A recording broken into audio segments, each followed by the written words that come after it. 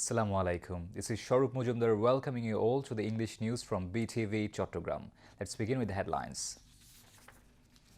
Chief Advisor Professor Mohammad Yunus urges global investors to come up with business in Bangladesh to change the world.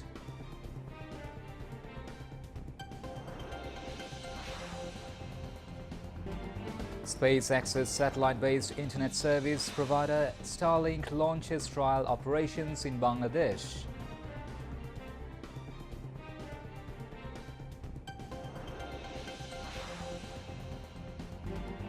SSC and equivalent examinations to start tomorrow with more than 19 lakh candidates participating under 11 education boards.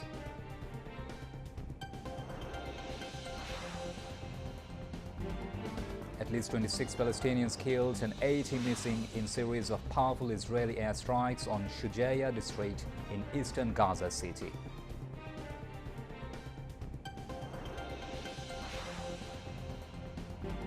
And Arsenal beat Real Madrid by 3-0, while Bayern Munich beat Inter Milan by 2-1 in first leg of quarter-final in UEFA Champions League football.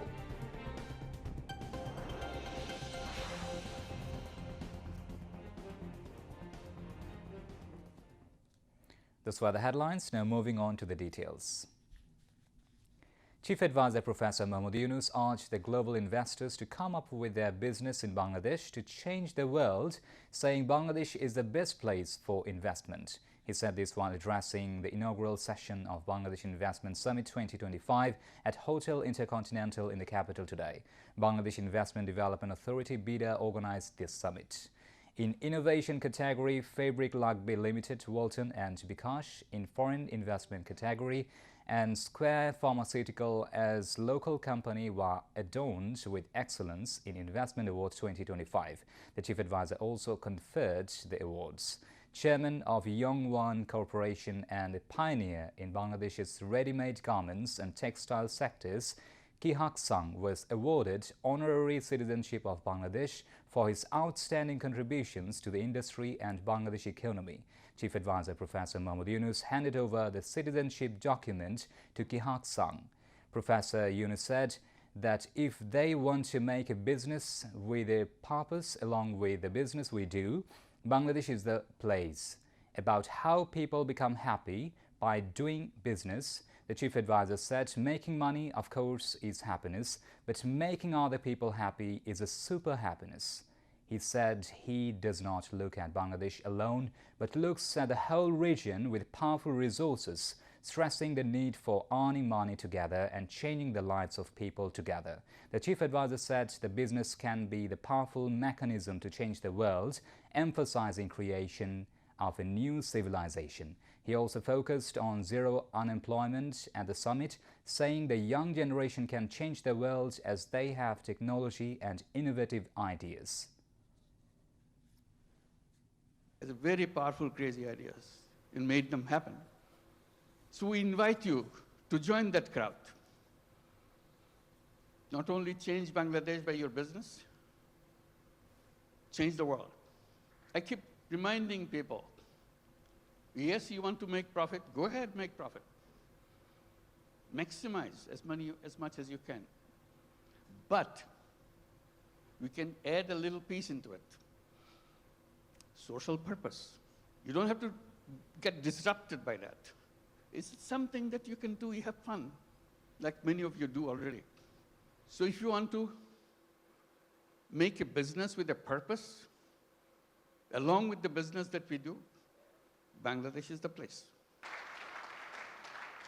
You will not know what your business will be like, why the whole world is following you, why suddenly you look back, how did it happen? Bangladesh makes it happen. Always people explain how happy you got, you make money, we show the bottom line, fantastic thing. I try to add a little bit to that by saying making money is happiness. Definitely, of course. But making other people happy is a super happiness. Just a little opening. That's the magic. Changes the world. They said business is the most powerful mechanism by which you can change the world. I underscore by saying we can create a world of 3 zeros. It can be done with the businesses, not by the government. Government cannot achieve that. The young people get excited about it. Because all of you are entrepreneurs, not job seekers. So that's a journey of generations. Now, what is the third generation coming up? Are we prepared for that? That's a challenge to all of us. And we talk about second generation, we have to talk third generation a little bigger. Boys and girls. Somehow, in entrepreneurship in the past, women left out. We have some, but very few. But women are as creative, as entrepreneurial as anybody else. Together, those young generation will change the world. They have the technology, they have the creativity, innovativeness, and problem-solving ideas. We don't have to look at the problem the same old way that we did 50 years back, waiting for the government to do something. We people can do that. That's a chance. So today it makes me very happy that we can gather together, and talk about creating that world. It's not just business in a limited idea, which is good, but you can have another space remains unutilized. Let's use this too. And Bangladesh, the business in Bangladesh is not only for Bangladesh, that's the point. It could be for the whole world. Who ever thought that microcredit, which started in a tiny little village, now would be a prime business in the United States, in America. Bangladesh ground is very fertile. You put a little bit of seed, it becomes global. I wish I could tell all the stories that happen in Bangladesh, but I get very tempted, but they're all here. Talk to them, find out. And we welcome you to join us with that mission, creating a new world for the whole world. BIDA Executive Chairman Chaudhry Ashik Mahmood bin Haroon presented the business and investment potential of Bangladesh. UK's trade envoy to Bangladesh, Baroness Rosie Winterton, CEO of Inditex, and Apex Footwear Limited Oscar Garcia Maceras, Managing Director Syed Nasim Manzoor, spoke to express their views on the investment front. Chief Advisor's Special Envoy on International Affairs, Lutfi Siddiqui, moderated the function. Later, Chief Advisor Professor Mahmood Yunus inaugurated the Youth Entrepreneurship Expo 2025. The Chief Advisor also visited various innovations of youth entrepreneurs and spoke to them. SpaceX's satellite-based internet service provider, Starlink, owned by US billionaire Elon Musk, has launched its trial operations in Bangladesh. The service officially commenced this morning and is being used at the Bangladesh Investment Summit, held at the Intercontinental Hotel in Dhaka. All participants at the venue can access the trial internet service, and the conference proceedings are also being live-streamed using Starlink's internet. At a press conference last Sunday, Bangladesh Investment Development Authority's Executive Chairman Chaudhry Ashik Mahmood bin Haroon announced that Starlink has completed its registration with BIDA. The company received investment registration from BIDA on March 29th. However, to launch full-scale commercial internet services across the country, Starlink must obtain a license from the Bangladesh Telecommunication Regulatory Commission under the NGSO policy. The Secondary School Certificate (SSC) and its equivalent examinations are going to be started from tomorrow across the country. This year, 19,28,000 candidates will participate in the exam under the 11 education boards of the country. All necessary preparations have been taken to conduct the exam in a fair, smooth, and completely copy-free environment. According to the revised schedule, the exams will run from 10th of April to 13th of May. All theoretical exams will be held from 10 a.m. to 1 p.m. on the scheduled dates, while practical exams are slated for 15th to 22nd of May. Election Commissioner retired Brigadier General Abul Fazl Muhammad Sanaullah said the Election Commission is considering different methods rather than a single method to ensure the voting rights of expatriates. He revealed the information today while briefing journalists at the election bhavan in the capital's Agargaon. Muhammad Sanaullah mentioned that postal ballots are not effective. 115 countries have made arrangements for their expatriate citizens to vote. The Election Commissioner is also said that the most common method is voting at embassies abroad. However, this method is not possible for Bangladeshis. For this reason, many have supported proxy voting from 3 alternative options. However, the final decision will be taken after discussions with stakeholders, he added. Various universities, ministries, NGOs and foreign and agencies participated in the workshop.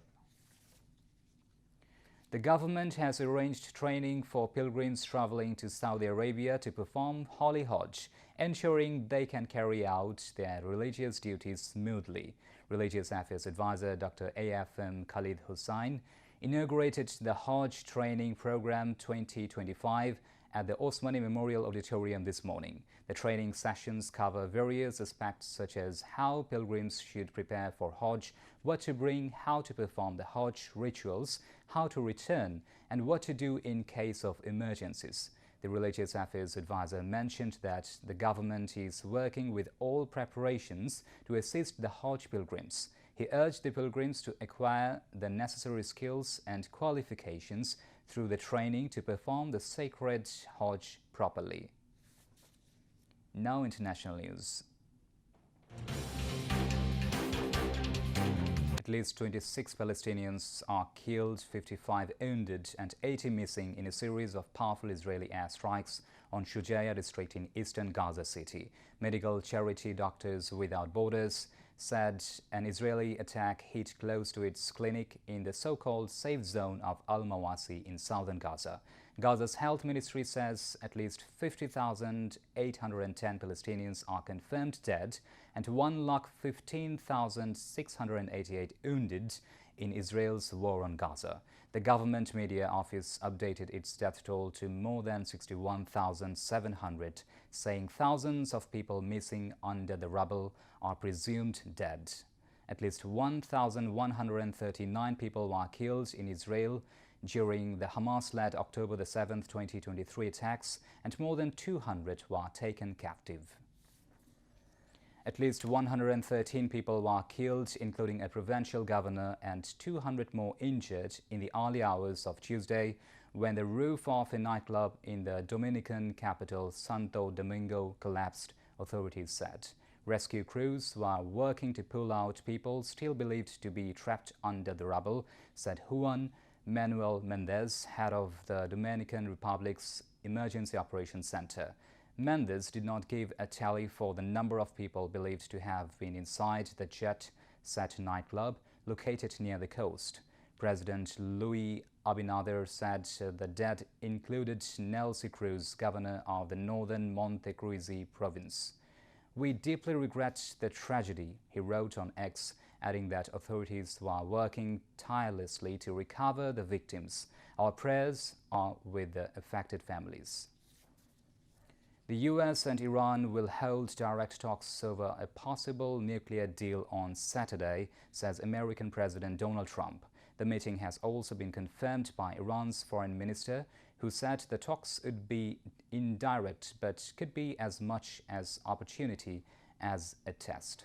Trump, who unilaterally pulled his country out of a previous deal with Iran during his first presidency, said discussions would be at very high level. He warned it would be a very bad day for Iran if no agreement was reached. Last month, the US president raised the prospect of military action against Iran after its supreme leader, Ayatollah Ali Khamenei, publicly rejected the offer of direct talks. Trump later said Iran would be in great danger if the talks were not successful, adding, "Iran cannot have a nuclear weapon, and if the talks aren't successful, I actually think it will be a very bad day for Iran.